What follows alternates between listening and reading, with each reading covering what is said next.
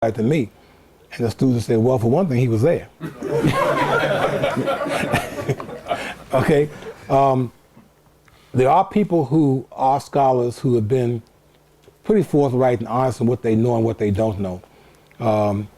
At this point, because of my knowledge of how he works, I believe I can trust Finch. Who? Finch, among the present writers. Massey, Churchward, some of those folks, their works have stood the test of time. There's very little that I've seen in some of their works that's incorrect. What I've read of their works does not deal as much with pure history in this sense as it does with the origin of things like religious symbols and things like that. But everything we read, we have to weigh against, other things, because as information changes and other things become available, it helps to color our understanding of what our knowledge base is. I've told the story here before about Dr. George Washington Carver. The average person in this country knows that Dr. Carver had something to do with the peanut. They don't realize that of the 300 commercial products he created, a lot of that stuff was pigments that now have changed the nature of the paint industry. They don't know that a small conversation he had with Henry Ford led to the development of the modern automobile plant. So that what you know about somebody comes, totally out of the framework of what the people who've told you about them knew themselves. Brother Grandma, microphone. Pass it quick. Going back to your question about Massey, tying it in with what Gerald has talked about, Finch. Mm-hmm. Finch is an admirer of Massey's. Mm-hmm. So maybe that would help you in terms I of saw that in the book. how valid it is. I'm not saying that what everything Massey says is correct. Mm-hmm. Right. Finch has done a lot of work. Mm-hmm. And if you look at Finch has used people in Africa such as Madame Sek, people who have these intuitive skills.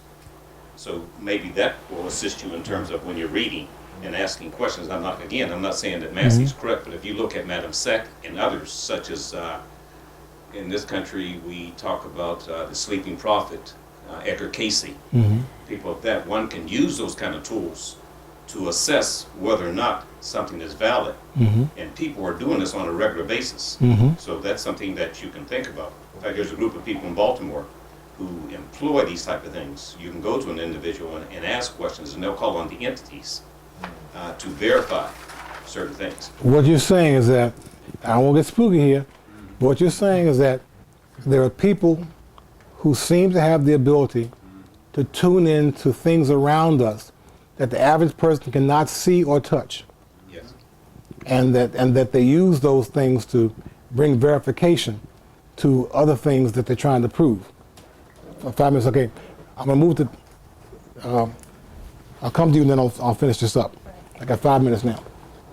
Very quickly, I like Doc's idea of the critical reader, because even if information is coming from beyond visible sources, it has to be transmitted through a medium, and sometimes there can be difficulties in interpretation. So knowledge continues as we become exposed to it.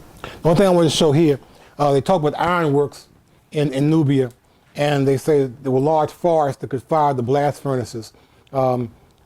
Maybe one of the reasons that Nubia was able to develop the iron smelting earlier than Egypt was because they had the resources of the forest with them, just as in Egypt they had the granite that can be used to build the pyramids. So people very often develop what they can based on where they are. There's a lot of other stuff here that I've gone over before. I just wanted to show this. We have some of the names of various pharaohs that came out of Nubia. As you'll notice, the ones who are here mostly come out of the 25th dynasty of Egypt. When they say the second pharaoh of the 25th dynasty, they're relating only to Egypt. We know there were many, many pharaohs before that time, as many as we have in Egypt. We just do not have the complete listing of them as yet. We mentioned Pianki before. An important relic that deals with Shabaka, the Shabaka stone, a slab of bauxite, now, of course, in the British Museum.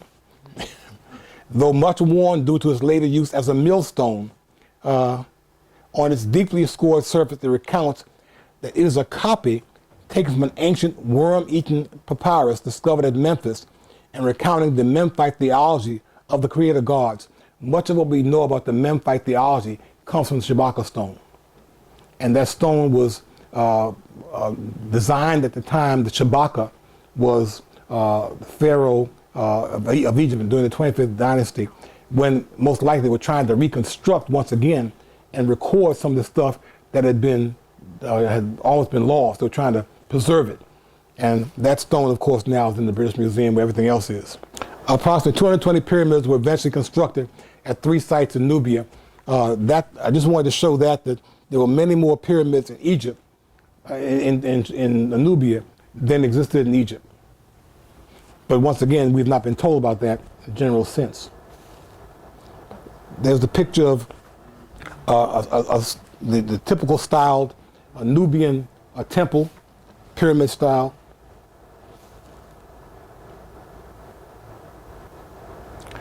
This is a drawing that talks about Nubians in battle.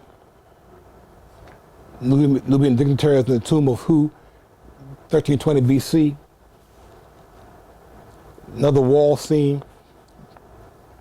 We see the same kinds of drawings in Nubia that we would see in Egypt.